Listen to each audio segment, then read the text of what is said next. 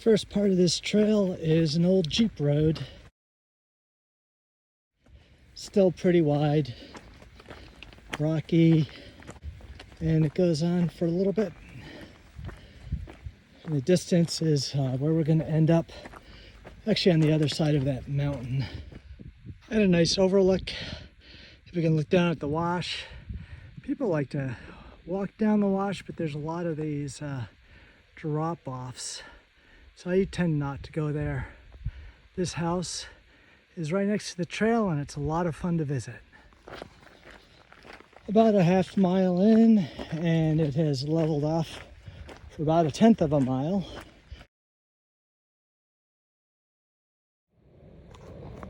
Right next to the Mam-Ah-Ga picnic area.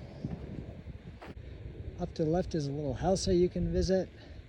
And then down there is a dam with a nice big drop. We are going to go straight ahead to Sweetwater Trail. Need to get the stone out of my shoe. Okay, it's warm enough that I've taken off one layer short sleeve shirt. Be sure to follow the signs for the trail. You don't want to go down there, you want to go over here. And then you want to quickly take the right up these stairs. Looks like a lot of people continued along the wash. You don't want to do that.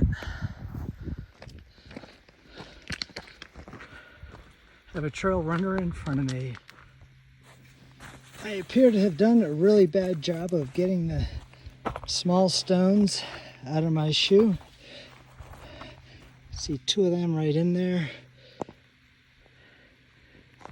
Don't know how they got back in. Okay, just a slightly tricky spot coming up. There's a tiny low rock wall, and then you have a swirl and a little bit of a climb in front of you. It looks like tendency is to head up there. Actually, you want to go to the left. A little bit of sightseeing. To our right on the south side of this trail, there's a old Jeep road. It ends up where we're going.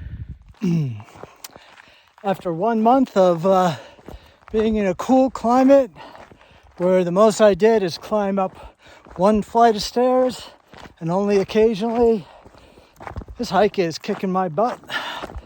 So yeah, I'm almost at the Sweetwater Trail intersection and gonna head up to Wasson Peak. Past the Sweetwater intersection, had a nice talk with some ladies that had been going up the Sweetwater Trail. They were curious about King Canyon Trail. Turned the bend and first sight of the peak. Sweetwater King Canyon Trail intersection is way down there. What you see going off the top is that old Jeep road. Underneath this outcropping is where we join up with the Hugh Norris Trail. We head off to the right.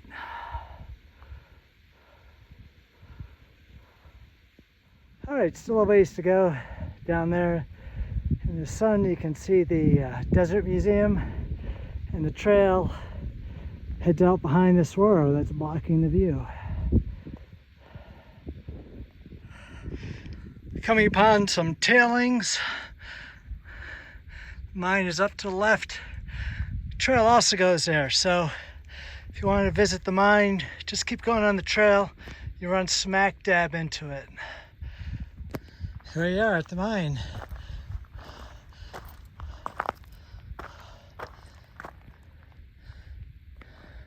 Small reprieve on the hike up to the intersection with the Hugh Norris Trail. Got a little bit of slight downhillish, flattish trail.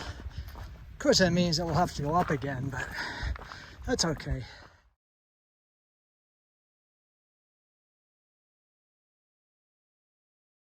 So that was pretty cool. Plane flying right over Wasson Peak.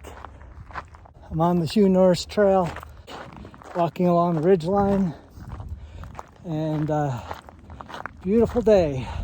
Heading back from the top of Wasson, making my way back along the Hugh Norris Trail. Gonna take that to the Sendero Esperanza Trail and to the mine.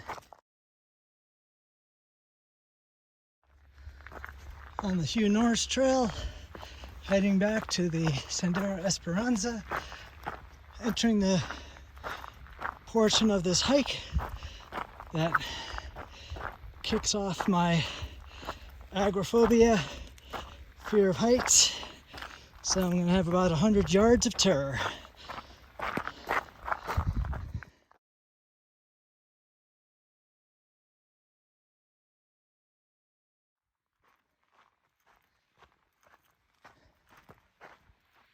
Intersection of the Hugh Norris Trail with the Sendero Esperanza Trail.